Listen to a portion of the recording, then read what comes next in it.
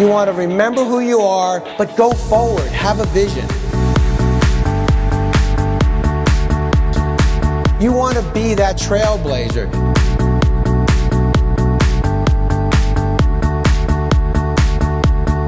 Doing the right thing because it's the right thing to do.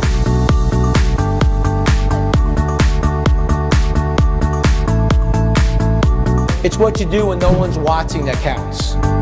Then, Rocky! Come on!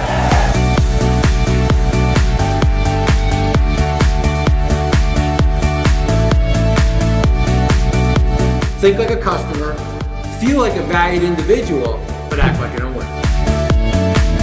All the technology, all the good stuff that's happening, no substitute for hard work. But hard work without enthusiasm's what? Hard work.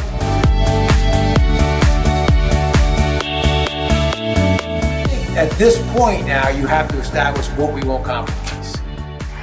That's critical.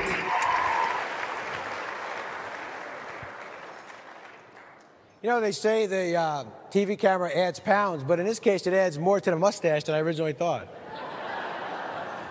I'm not starting to look like that Mario Super Brother guy here. I'm a little worried here. Man, what are you going to do? What makes the network so good? Well, Coach John Wooden, someone I always read, admired, and talked a lot about. Coach Wooden talks about the pyramid of success. And if you remember, Dennis Snow had a pyramid as well. And in his pyramid of success, two real important things, right? Hard work, enthusiasm. No matter what you do in life, you got to have hard work. All the technology, all the good stuff that's happening, no substitute for hard work. But hard work without enthusiasm's what? Hard work. Gets old. So you got to be enthusiastic, got to have hard work. The other thing Coach Wooden talks about is, and I think it really kind of symbolizes and embodies this network, he talks about a person that is more interested in finding the best way than not having their own way. That's you. You want the best way. You want to do the best you can for your customers. How does that company get in that situation? How does a company like Wells Fargo, or how does Enron get there? Hey, how do those things happen? Well, it starts with pressure. Something's not going right, and people are starting to feel pressure. Maybe, in the marketplace, one of our competitors is gaining more customers. It starts with some pressure. But we're not at a point of a bad decision yet. And then somebody in the organization with a bright mind figures out the loophole. Well, wait a second. Isn't that really 3 accounts? This is the moment where you have a chance to save somebody. There's book bags, there's a lunchbox in there. We cleansed ourselves. Once that light went off, we cleansed ourselves. Well, that's really the same moment here. Person's under pressure, they're starting to feel the pain. Logically, the things that they're doing, at some point, somewhere in that organization, somebody had to say, how is it that we're growing all these new accounts and no new revenue? Growing up, our vacations were simple vacations. We would go to Hershey, Pennsylvania, and we would visit the Hershey factory. Now, in those days, you could actually see them make the chocolate. How cool, right? I mean, here you are, you're walking on these catwalks all around and get all these people working on the chocolate. They got their hairnets on, and it was the coolest thing as a kid to see the Hershey factory. Now, today, unfortunately, it's a simulated tour. But in those days, you actually walk through the Hershey factory.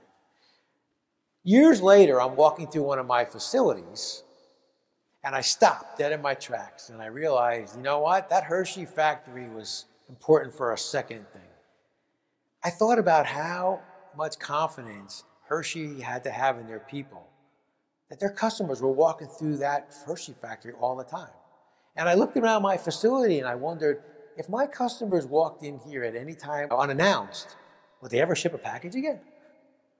I'm thinking, oh my God, I gotta run a Hershey factory.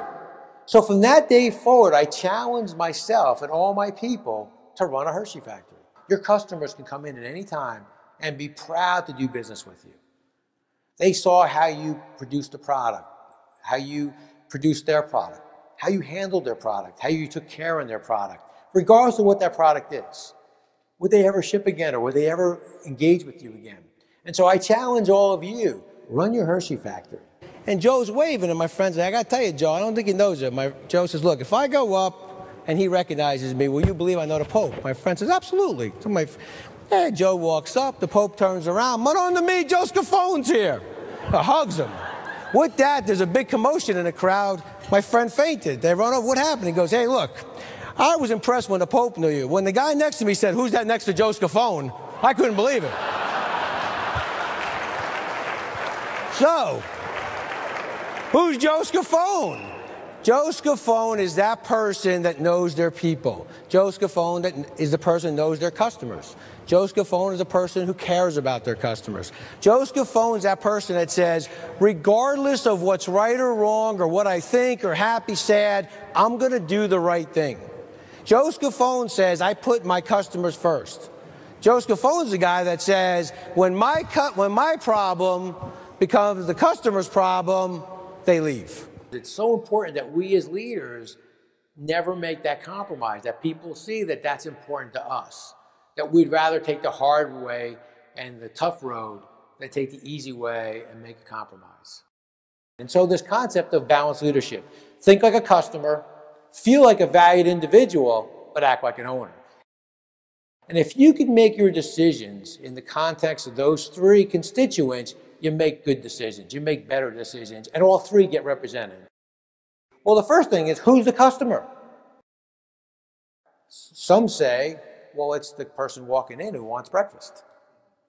Some say, no, it's the franchisees. We run a franchisor organization, and if our franchisees are happy, we're happy. The franchisees making money, we're making money. A third person says, well, no, it's the vendors. We've got to keep our vendor network happy. So it's hard to solve a problem if you haven't identified who the customer is. So the first step is, who's your customer? True empowerment is when people discipline themselves. That whole empowerment comes from me understanding what the plan was, what role I played, and how I was going to execute that plan.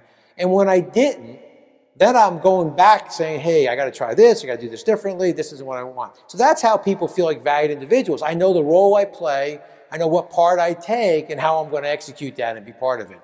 So let's talk about this act like an owner. If we can empower our people to think that way when they're making decisions, or decisions are different decisions then.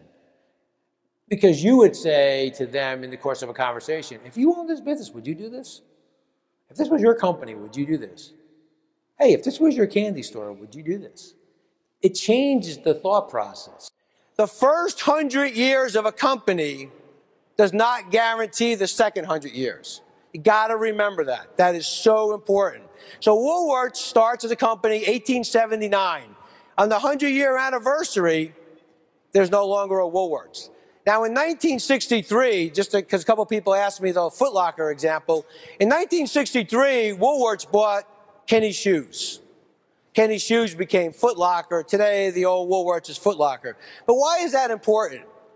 When interviewed, the leaders at Woolworths said, nobody wants a five and dime shop. Now, I ask you, can they put another dollar store in a corner anywhere? Can you find another under five shop that they can put somewhere? It's not that there wasn't a need for a five and dime shop. They lost their way. Remember, you could go into a Woolworths. Now, I'm dating myself here, but you could buy food. You could have got a TV set. It wasn't a five and dime shop anymore. They forgot who they were. They lost their way. How about this next company? Does this one look familiar to you? The 100-year anniversary of the Sears and Roebuck catalog, there was no more catalog. When asked what happened, Sears said, nobody wants catalogs. I don't know. Can you get another Pottery Barn catalog in your mailbox every day? There's like 14 of them. Kids, parents, adults. It doesn't matter. You get catalogs every day. Sears lost their way, right? Because you could buy everything in a catalog. So the first 100 years does not guarantee the second 100 years. You want to be that trailblazer. You want to remember who you are, hold on to the things you do well, but go forward. Have a vision.